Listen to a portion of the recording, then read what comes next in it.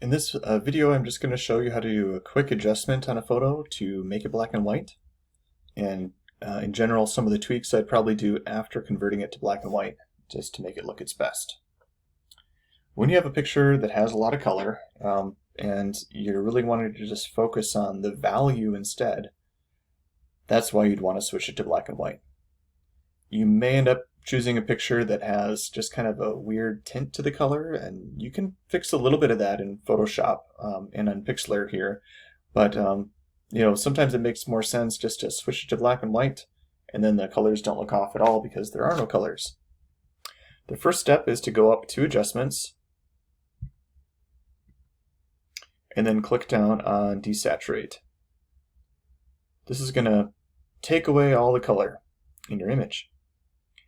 From there, you're going to want to decide how you want the photo to look with its contrast. So sometimes when you switch to black and white, the photo can look a little bit too muddled. A little bit too muddy is another term that I'd use. It's mostly just gray, doesn't have a lot of great shadow areas or highlights.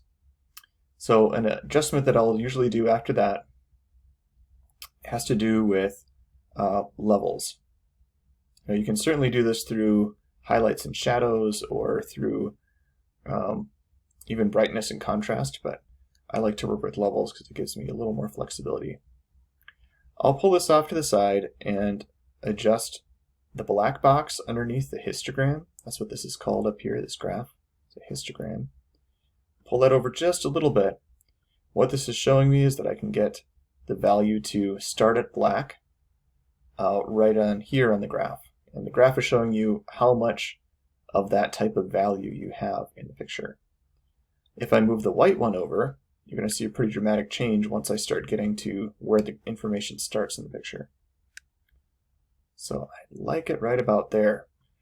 Now this gray arrow in the middle, this is going to affect your midtones, so you can adjust that back and forth to obtain the contrast that you want. So I'm just going to click apply on that. So this is before I did that levels edit, and then after. At least with my preference on how the picture looks, I liked doing this levels adjustment to really make the picture pop a bit more. So that's black and white.